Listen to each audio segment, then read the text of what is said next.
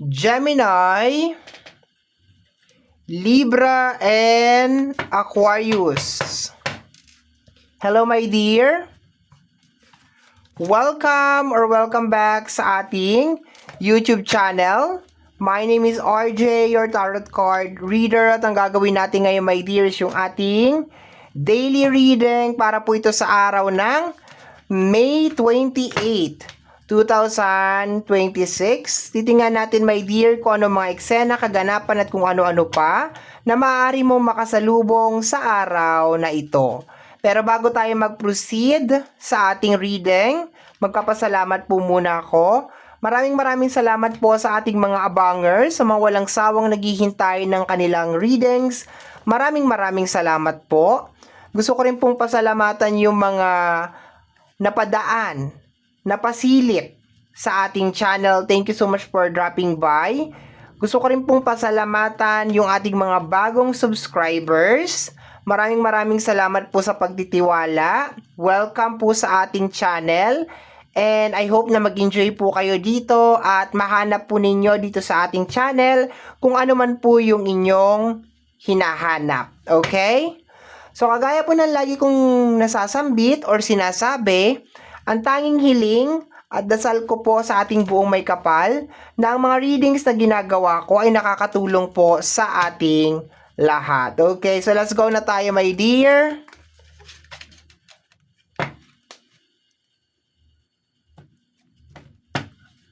So at least dalawang card ang kailangan ko dito, pero kung sosobra okay lang. Tingnan natin my dear. Gemini, Libra, and Aquarius.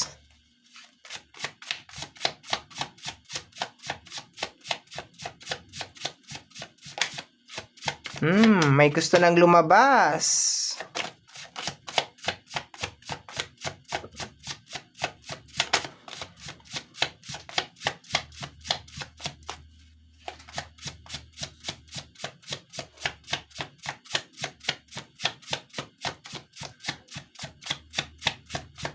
Okay, dagdagan natin. Yan, dagdagan natin siya.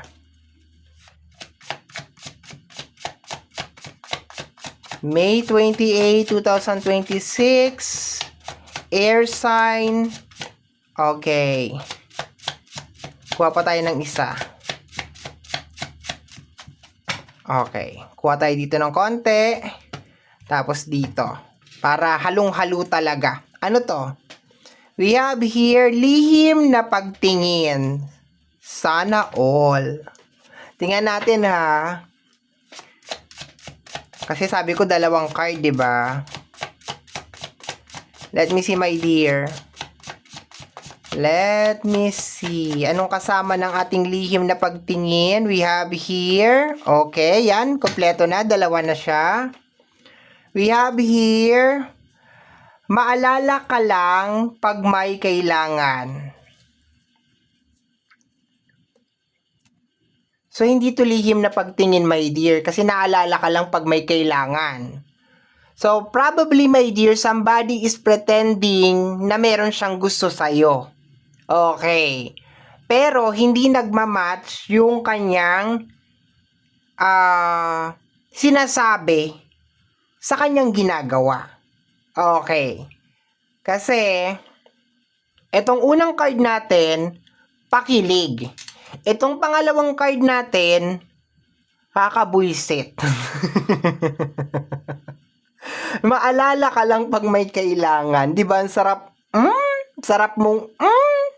Okay, so, I can see, my dear, that this is energy of a fake love. Okay. Somebody is nagpipretend na importante ka, mahal ka, pero baka tumatawag lang or nagme-message lang pag merong kailangan. Okay? So, tingnan natin, my dear. Let me see. Air sign, Gemini, Libra, and Aquarius.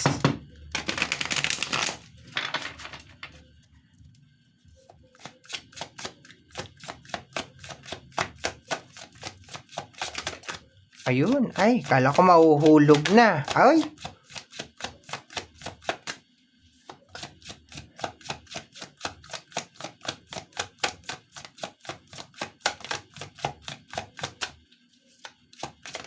Okay, ayun. We have here broken promise.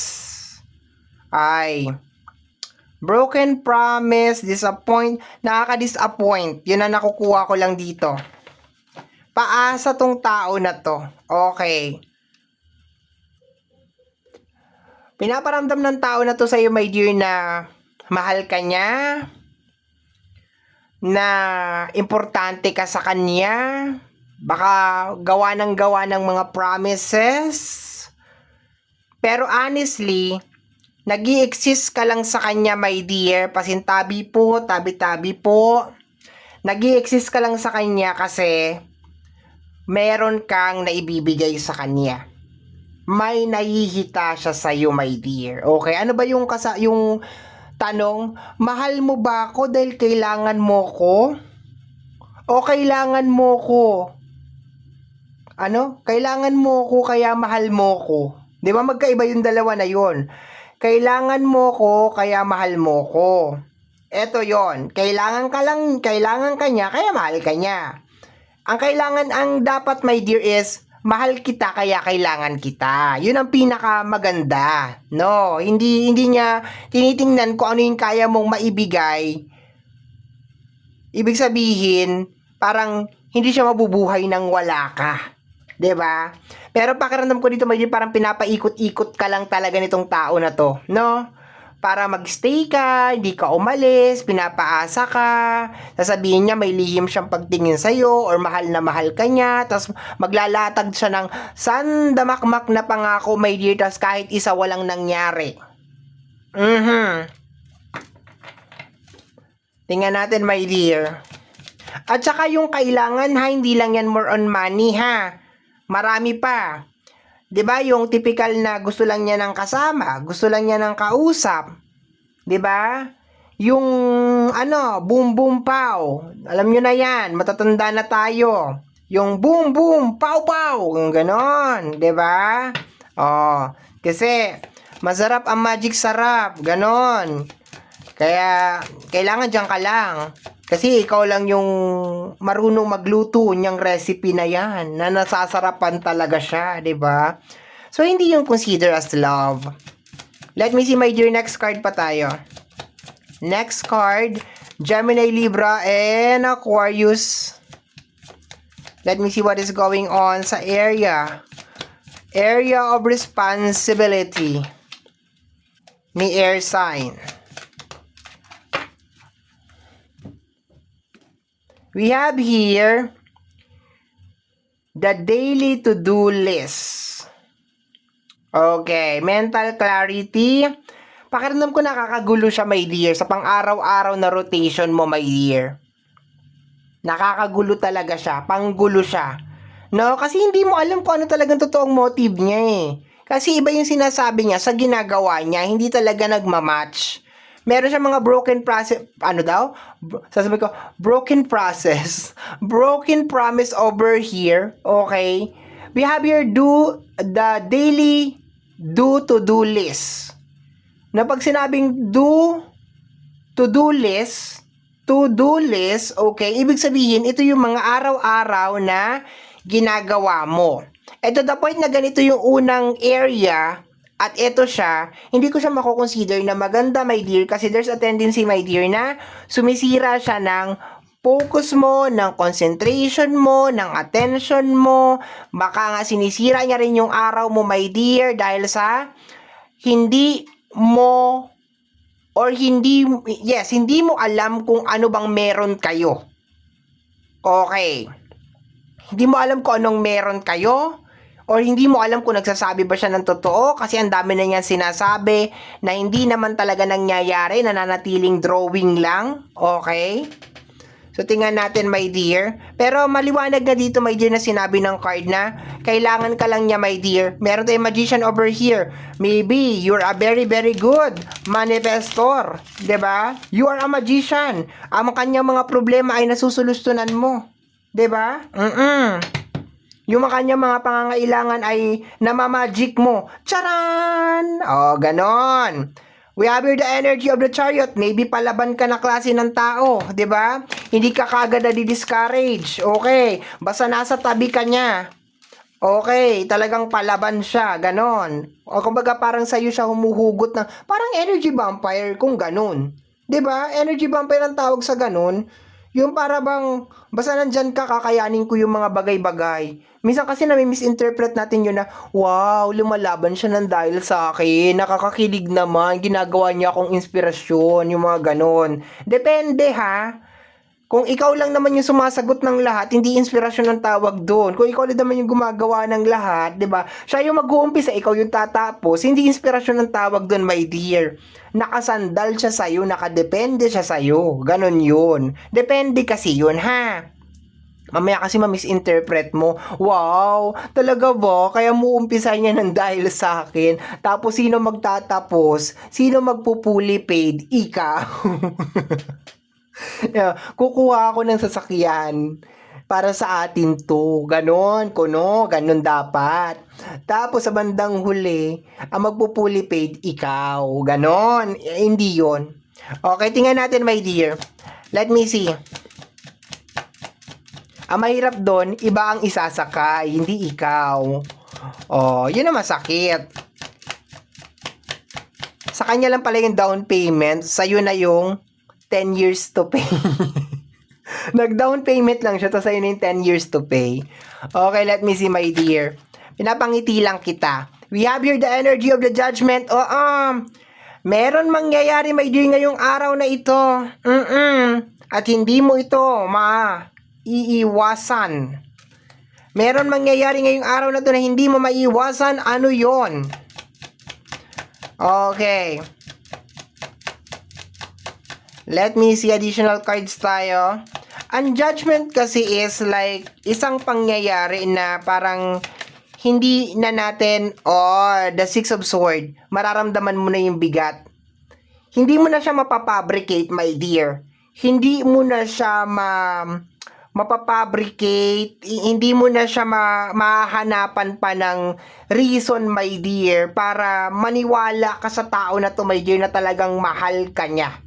Okay. Yun ang nangyayari dito, my dear. Parang nakakaramdam ka na, my dear, ng bigat para ipagpatuloy itong connection na ito sa energy ng Six of Swords. Okay? So, kung dati, nadadivert mo pa, napapabricate mo pa yung mga bagay-bagay na nangyayari sa inyong dalawa, 'di ba? Kumbaga parang, 'di ba? Basta nagagawa mo pa ng paraan, yun na yun. Ngayon hindi na. Mararamdaman mo na, my dear, yung bigat sa loob ng connection ninyong dalawa. Na parang hinahati niya yung attention mo. Imbis na dapat dito ka nagpo-focus, nahati siya, ganon. Imbis na nagtutulungan kayo, hindi ganon ang nangyayari. Nagso-solo flight ka. Yun ang nakukuha ko, my dear. Let me see. What is going on? Let me see, my dear. Last card na tayo. We have here the Seven of Cups, the illusion. Seven of Cups is connected sa energy ng illusion. Wala na. 'Di ba? Hindi ka na naniniwala. Wala na. No, maski ano sabihin ng tao na to, hindi ka na talaga naniniwala. Hindi mo na alam, my dear, sa araw na ito kung paano mo ipagpapatuloy yung connection na meron kayo, kung paano ka pa maniniwala sa kanya, kung paano ka pa kakapit sa mga pinagsasabi niya. Kasi, my dear, probably baka ilang beses mo na binigyan ng pagkakataon to, my dear. Naghintay ka na, my dear, namuti na yung hasang mo, namuti na yung mata mo dyan. Hasang is the yarn, di ba? So, wala talaga, no? Magaling lang tong tao na to magsalita, magaling lang tong magpakilig, pero wala talaga, my dear. Ang nararamdaman mo lang, my dear, is, okay, kaya nandito to kasi meron akong naibibigay, meron akong naipoprovide, and pag wala akong maibigay, wala na akong maiano dito sa tao na to, wala na rin tong tao na to, goodbye na talaga. Okay? So, nakakalungkot naman, no? So, okay, wala na akong magagawa. Yun na talaga siya. Okay. So my dear air sign, Gemini, Libra, and Aquarius, yan ang nasagap natin na message energy para sa araw na ito, May 28, 2026. Kagaya po na nasabi ko dun sa bandang unahan, my dear, ng ating video, na ang tanging hiling at dalangin ko, my dear, sa ating buong may kapal, na ang mga readings na ginagawa ko ay nakakatulong po sa ating lahat. Maraming salamat po. Thank you, my dear. Bye-bye.